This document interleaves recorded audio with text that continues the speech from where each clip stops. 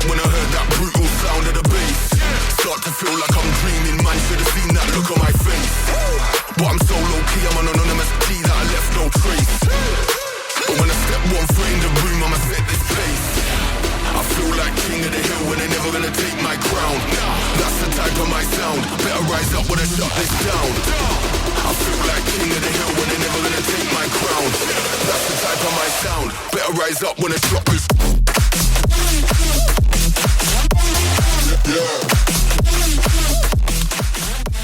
Yamaha NMAX 155 2023 model, metallic blue.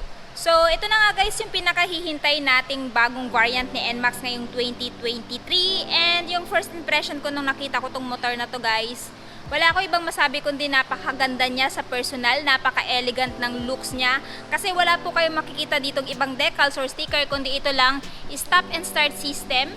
Ayan, nandito, which is minimal lang din. And pagdating dito sa side guys, yung makikita nyo lang po dito is yung kanyang emblem ng NMAX na nagdadagdag premium dito sa motor na to. Tapos 155 yung kanyang displacement.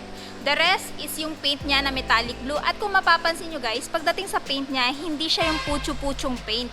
Talagang gawa siya sa quality na paint na no. And at the same time, talagang nagpapa-elegant dito sa motor na to. Kaya kayo, kung mahilig po ka talaga kayo sa mga minimalist na design at ganitong kulay, I think itong scooter na to ang nababagay sa inyo. So, ito yung tipo ng motor guys, na kulay ng motor na pag idadaan nyo sa daan, talaga mapapalingon talaga yung mga nakasabay nyo kasi napakalinis po talaga tingnan sa personal. Ayan. So, before ang lahat guys, dito muna tayo sa kanyang technical specification. Of course, this NMAX 155 is powered by 155cc to be exact, liquid-cooled 4-stroke single overhead cam 4-valve at single cylinder. Ito ay may lakas pa rin na 11.3 kW at 8,000 RPM at may hatak na 13.9 Nm at 6,500 RPM. Siya po ay merong fuel tank capacity na 7.1 liters at ilalagay ko na lang po sa screen yung kanyang average fuel consumption. So, dito tayo guys sa kanyang front look, Ayan. Dito sa front guys, nandito pa rin naman yung kanyang LED headlight. Wala pa rin naman pinagbago. Nandito pa rin naman yung parang kanyang eye. Ayan. So, dito is LED. Tapos yung kanyang turn signal is naka-halogen pa rin or naka-bulb type. And then, sa suspension ginamit sa front, ganun pa rin naman guys, telescopic fork suspension. At syempre ito po ay ABS version. So, ABS stands for anti-lock braking system. Gamit na gamit ito pag halimbawa nasa high speed ka at magsa-sudden brake ka, mape-prevent nito yung paglalak ng wheel mo. Tapos, ginamitan pa rin siya ng single disc brake with single pot piston brake caliper. At ganun pa rin po yung wheel niya, tubeless. So, pag mapako to, hindi siya basta-basta mabubutas. Pagdating naman sa sukat dito sa front guys, meron po siyang sukat na 110 by 70 by 13. Ayan. And pagdating sa kanyang cast wheel, glossy black pa rin. Ayan. So, yan po yung kanyang wheel dito sa front. And, dito naman guys, hindi pa rin naman tinanggal yung kanyang wind visor for better aerodynamics. Panaga sa hangin pag mag-high speed kayo para less stress sa katawan ninyo. Dito tayo sa side. Pagdating dito sa side, ang makikita nyo lang dito is yung logo ni Yamaha. Yung stop and start system na sticker, which is siname lang or hinalin tulad lang din yung kulay dito sa kanyang paint job na metallic blue. And dito sa side, nandito pa rin naman yung option for cruising style or touring style. Pwede ka naka-upright sitting position dito. Ayan, at pwede ka ring iunat yung paa mo dito for cruising style pag halimbawa ngawit na ngawit kayo sa long ride ninyo. Ayan. Dito naman, foot peg ng angkas. Ayan. Kung wala kang angkas, pwede mong i-fold. Tapos dito, yung fairings dito guys is matte black. Ayan o. Ayan, nakamat siya dito. Then, dito tayo guys dumako sa kanyang handlebar. Dito sa handlebar guys, yung switches or buttons meron dito. Ito yung stop and start system. Pag naka-activate to, 3 to 5 seconds na hindi tumatakbo yung motor mo, automatic mag-shut off yung makina niya. In that way, mas makakatipid po kayo sa gasolina. Pag naka-turn off naman to, mas nakakatipid naman din po kayo ng baterya kasi wala na pong bateryang nagagamit pag halimbawa naka-turn off to. Pero if I were you guys, dahil sa mahal ng gasolina ngayon, much better na i-turn on nyo to dahil nag-charge naman po yung battery nyo habang dinadrive nyo po itong scooter na to. Dito is yung hazard lamp, switch off. Ayan. Electric start since wala siyang kickstart. Ayan, aasa po kayo sa electric start at i-check natin kung may voltmeter tong isang ito.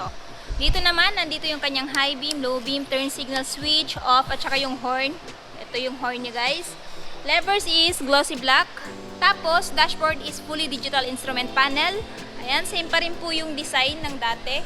So, yung information meron dito is, ayan, time. Convenient yan kung trabahante ka. Speedometer, odometer, fuel gauge. And kita-kita mo kung empty ka na. Tapos, yung kilometer per liter mo. Tapos, nandito yung menu guys. So, dito kayo mag-check ng if ever iba pang information dito sa dashboard ninyo. So, pag pinindot nyo to, maiiba yung mga information dito. So, check natin. Ayan, trip 1, trip 2, trip F, battery. Ayan, since wala siyang voltmeter, meron naman siyang battery health indicator dito. So, goods na goods yan dahil wala nga po itong kickstart. So, dyan ka magbe-base kung okay pa ba yung battery mo or hindi na. Next. TCS stands for Traction Control System. So, yung function nun guys is pag halimbawa napadaan kayo sa malulumot, mapuputik, or mababasang daan, sisikapin ni rear wheel na makahabol sa ikot ni front wheel. In that way, maiiwasan nyo po yung pag-skid ng gulong. Or let's say, papabagali ng traction control system yung hulihang gulong para makasabay sa ikot ng harapang gulong. So, yun po yung function niya. For safety features din po yun na nilagay ni Yamaha dito kay Yamaha NMAX 155. Hindi pa rin naman po tinanggal yung kanyang Yamaha Motorcycle Connect. It is an app na i-download mo sa Play Store. Nang sa ganun, doon mo makikita yung last parking position ng motor na to. Kailan kayo magpapa-change oil. Next, Blue Core. Ayan. So, it gives you more power but less fuel. Ayan guys, hindi pa rin tinanggal. So, dito tayo guys. Siya po ay nakakiles na. So, naka-on siya. Tapos itong open for the fuel and seat. Ito. So, pag in-open ko tong seat, bubukas po yung seat dito. Babalikan natin yan mamaya. Dito, meron siyang front pocket guys. Dalawa. Ang isa walang sarado. Ang isa di sira. So, pwede mo ilagay dyan yung wallet mo or phone mo pag umuulan. While dito, pwede ka mag-charge ng phone mo. Dito. Kasi meron siyang charging port. If I were you guys, bumili na lang kayo ng adapter para masaksak nyo po yung phone ninyo habang nagra-rides kayo. Ayan. Tapos pwede nyo ilagay dito yung phone ninyo. Or else kung gumagamit kayo ng Google Map or Waze, pwede po kayo dito magpalagay ng phone holder para nang sa ganon, mag-check nyo po yung destination ninyo kung hindi kayo familiar sa lugar at gumagamit po kayo ng Waze or Google Map, no, habang nag-charge kayo. So, dito naman tayo. Pagdating dito guys sa kaniyang seat, generous pa rin. Same pa rin ang dati, wala naman pinagbago. Pagdating seat cover, ayan, para siya naka-leather type na naka-wrap. Ayan. So, ayan guys. And check natin yung kanyang underseat. Ayan. Meron po siyang malaki underseat na 23.3 liters. Marami na po kayong mailalagay dito mga personal belongings ninyo. Pero kung hindi pa rin po enough para to sa inyo, pwede po kayo magpakabit dito ng top box kasi may abang naman po dito. Yung bracket, no, for top box. Ayan. So, balik na natin to.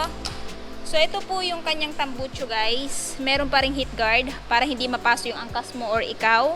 Suspension naman na ginamit is dual shock absorber. Hindi pa rin po siya nakabaso. Pero kahit ganun pa man, napakaganda naman po ng play nito. Even sa rough road, no? Or sa off-road. Tire size sa likod guys is 130 by 70 by 13. Tubeless tire pa rin. Tapos yung brand ng gulong na to is IRC. Braking system, ginamitan siya ng single disc with single pot piston brake caliper. Ayan guys. And of course, again, meron pa rin po siyang TCS since ito po yung ABS version. Pagdating naman sa taillight, check natin yung taillight guys. Ito yung taillight niya guys. So LED, turn signal is naka-bobtail pa rin. Pero kahit ganun pa man, naka-full assembly siya. So meaning, pag sasampay yung OBR mo dito, hindi ka na mangangamba na baka may masabit siya, no? Kung if ever sasampa siya dito kasi hindi na po nakahiwala yung kanyang turn signal. Para sa akin, plus points na naka-full compact na tong scooter na to. Or hindi pa rin binago tong scooter na to, no? Tapos may ilaw ng plaka. Ayan, plate holder, naka-reflectorized na din for added visibility during your night ride. At naka-reflector na din dito, side by side. Ayan. So, dito tayo guys. Ito yung panggilid niya, no? So, itong si Yamaha NMAX 2023 model ay equip pa rin ng keyless system. So, ito yung keyless system niya. So, good thing na equip na siya ng ganitong system, guys. Nang sa ganon, if ever ipapark nyo tong motor na to sa mall and hinahanap nyo to, pero nahihirapan kayo maghanap kasi nga puro nakahilera doon is same color na NMAX at saka napakaraming NMAX. Pindutin mo lang tong kanyang parang answer back key at tutunog po itong scooter na to. Para sa akin, goods na goods yan. Para nang sa ganon, hindi ako ma-confuse at hindi ako mahirapan sa paghahanap dito sa scooter na to. Pagdating naman sa kanyang seat height, guys, ito ay merong seat height na 765mm at meron siyang minimum ground clearance na 125mm. So sa height ko na 5'5", guys, abot na abot ko po itong scooter na to. Ito nga pala, guys, ay naka-promo kung bibilhin nyo ng cash. So from 152,900, ang kanyang cash price magiging 148,500 na lamang po kung bibilhin nyo po ng spot cash. Pero kung gusto nyo naman po ng hulugan, meron po siyang down payment na 15,000. Ayan. Tapos, ang monthly nyo po sa 3 years ay 7,031. At syempre, may rebates din po ito na 200. Ayan. Scooter na to, guys, is available lamang dito sa Yamaha Bike Link Tagum. Along the highway lang po siya. Anyway, ilalagay ko na lang po yung full address at saka yung phone number nila sa description box ko sa baba or sa comment section para po malaman nyo kung saan nyo po mapopurchase tong bagong scooter nila.